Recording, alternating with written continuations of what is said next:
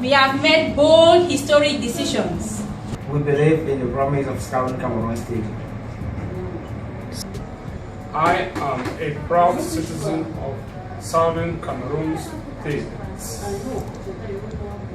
That's why you still see me here. Yes. That's why you could see Joseph won't go over the radio and talk. Yes, it is we, North. If Bakosi has to grow, it is we, the Northern Bakosi. We are the business people. We are the academicians.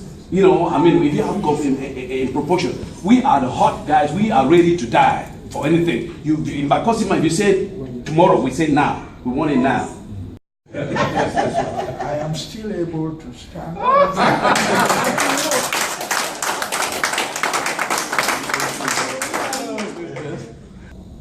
You may or may not have heard, I have been house arrested on 3 different occasions.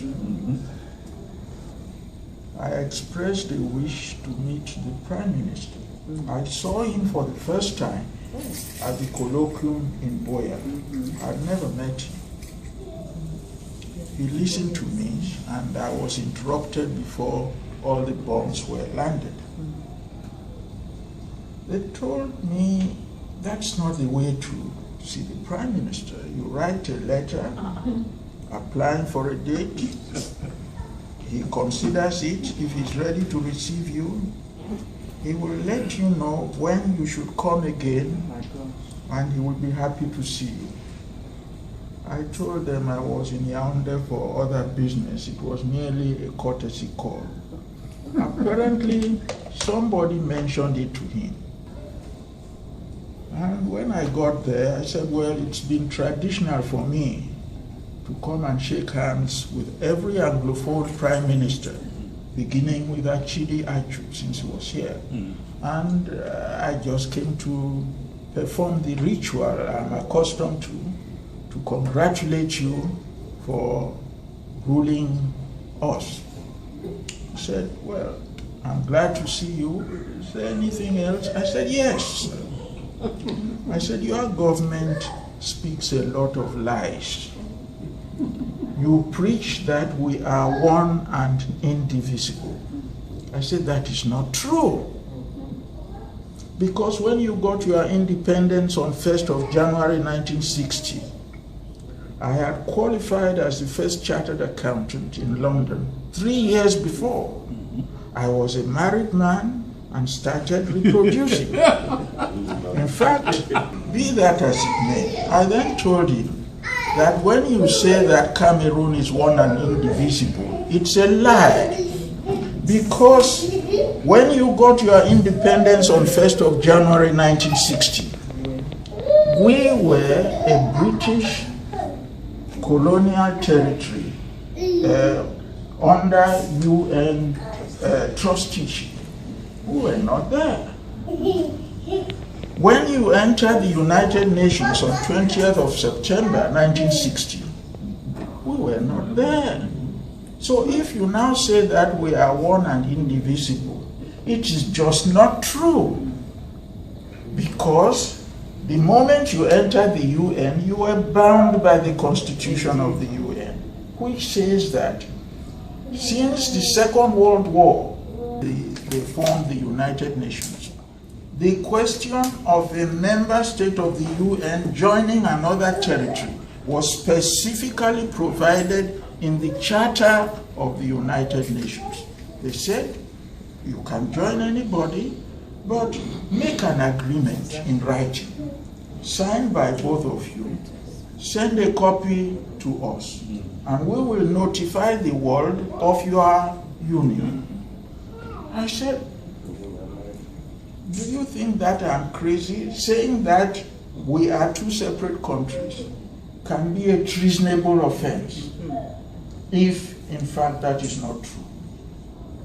I said, show me the marriage certificate joining Southern Cameroon with La Republic, I will shut my mouth.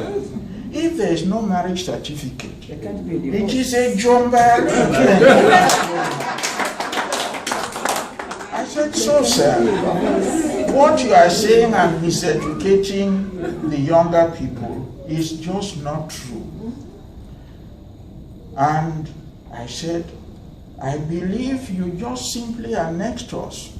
Since there is no marriage certificate, I say I've taken the trouble to go to the United Nations and search whether there is any document signed by Muna or Foncha that we agreed to be together. There is none.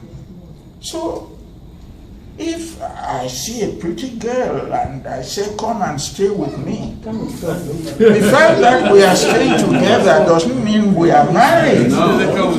And you cannot be talking of cessation, which is the same as divorce, unless you have in your pocket a marriage certificate. I said, so these things you are saying are just not true. Then I explained to him, you talk about the Fumban conference and so on.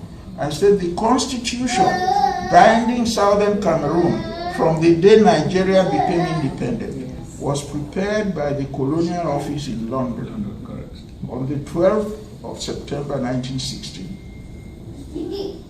It was put before the British Parliament on the 16th of September 1960, and it became law on 1st of October 1960, the day Nigeria became independent. That was the constitution under which Dr. John Foncha was working. Yes, right. It excluded foreign affairs and defense from the competence of the Southern Cameroon government. It created the post of a commissioner who inherited the powers of the Governor General of Nigeria. When we were being ruled from Nigeria, he had all those powers. He represented the Queen. I said, so for Dr. John Foncha to go to Fumba to have conversations with Haj Ahmadu Ahiju, he was acting outside the competence of his office. In fact, it was an illegal act for which he should have been punished, because the constitution which named him premier did not give him any rights over defense or foreign relations. I said, so there are lots of things you are doing which are not correct. To refer to Fumban, that we met there to make arrangements, is hoisting illegality on a pedestal. I said, so I have all this. He said, well, have you got a copy of the Constitution? I said, no. If I knew you were going to ask me, I would have brought it. But it is on the internet. You can download it. He said I should give his chief advisor particulars so that he can download the Constitution for me, for himself, because he had never read it. At that point, I presented him with a book. I launched it here some years ago, the annexation of the UN Trust territory of Southern Cameroon by La République du Cameroon. And I said, if he hasn't had the opportunity of reading it, I have a copy in my briefcase, I will give it to him. He said, give it to me.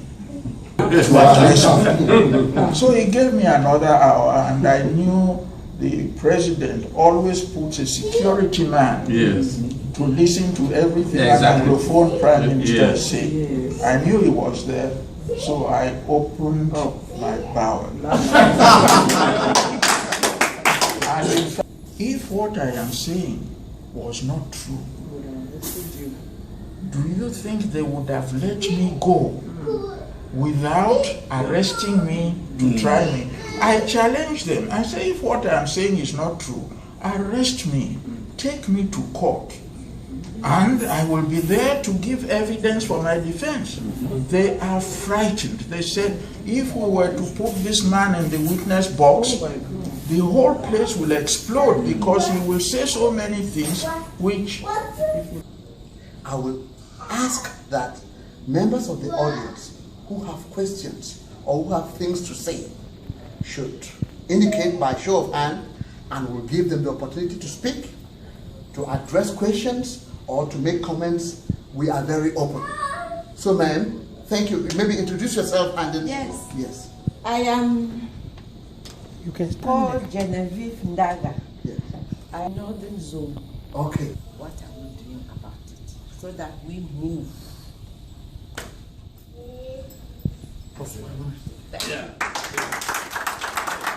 time, but each generation is supposed to define its own motives and carry it along. For me to stand here today, listen to you both speak, it's an honor for me, and I hope what I've learned here today, I will have to carry it forward. And please, members, we need to commit ourselves. And in committing ourselves, everything is on the line, even our own blood. That's all I had to say. Thank you very much. Professor left university. We are the ones that help the younger generation to have University of Buea, have the scars all over my body to prove it. I happen to have been one of his students, and he actually supervised me for my matrix program, so I'm very Wow. And Professor Munzu happened to have been the chairman of my, Professor Munzu, assistant chairman, and Professor Kiso Mihires in peace. They chaired my panel then back in University of Yaoundé. I came over here for studies, and then of course I've maintained my connection with the organization as it is. I happen to have been at ACC1 in Mount Mary, Buea, just before I left the country. My SCNC-ness, for want of a better expression, can never hide itself in court. I try to hide it, but at times, I mean, I've got called over multiple times by the judges, and Mr. Ambe, are you Cameroonian? How are you going to say no? It's difficult to say no, because sometimes, and based on who you take there, and they are not doing what you expect them to do, sometimes you end up doing it for them, and then you get yourself in trouble. But that's why you still see me here. Yes. That's why you could see Joseph won't go over the radio and talk. Yes, it is we, North. If Bakosi has to grow, it is we, the Northern Bakosi. We are the business people. We are the academicians. You know, I mean, if you have got in proportion, we are the hot guys. We are ready to die for anything. In Bakosi, if you say tomorrow, we say now. We want it now. So I would say that many of us are out here. We don't face the stresses and the threats that the people back home face. And if the people have grown tired and afraid, is that they have faced the reality of what they suffer on the ground. I have made many proposals that this struggle, we can corner La République on many fronts. Prof is a lawyer. We could have cases that are filed in Cameroon and internationally. And for that, we need intellectual and good, reputable lawyers to do the research and do that filing. Not that we are counting on that. We must organize our people on the ground to resist. We must even take legislative means and all those things. But then again, the young people back home need that emboldenment and encouragement, and education, which we can provide. It doesn't take commit to this struggle. Imagine it were 2,000 or 3,000 contributing that much money. It will make a young man back home to fight, knowing that he has that support. Yes. You talk about money. That is what we need right now. It is unfortunate that many people think that we have been fighting for so long a time. As a matter of fact, this liberation struggle is still at a very embryonic stage. I consider the liberation struggle as a struggle with half in bottle and Harampi, and I think that discernible progress has been made. A lot of progress has been made. Professor just indicated a while ago that ANC was formed in 1912. But look at the time that South Africa achieved their independence. Or look at the time that apartheid was effectively killed. So we have just begun. Discernible progress has been made. What is the way forward? This is a question which has always been asked a few times, and many times when we've met. The way forward is what we define as the way forward. Nobody is going to come and craft the way forward for us. Strategically, right from the beginning, we had opted for the force of argument. You recall. Now, many people didn't understand that. When we say the force of argument, we made it very clear.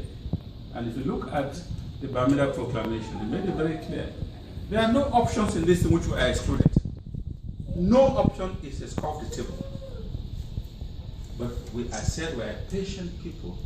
We are prepared to exhaust all remedies. And all remedies, I mean legal, diplomatic, otherwise. If all of this fails, then we would have been impelled, it would have imposed on us the duty to go the route of other people who have been colonized. In other words, they would have imposed on us the obligation to defend ourselves. There are not two ways to this thing. And so, while we are still pursuing that, but should the colonizer decide to be stubborn as he's always been, then he would have imposed on us the duty to defend himself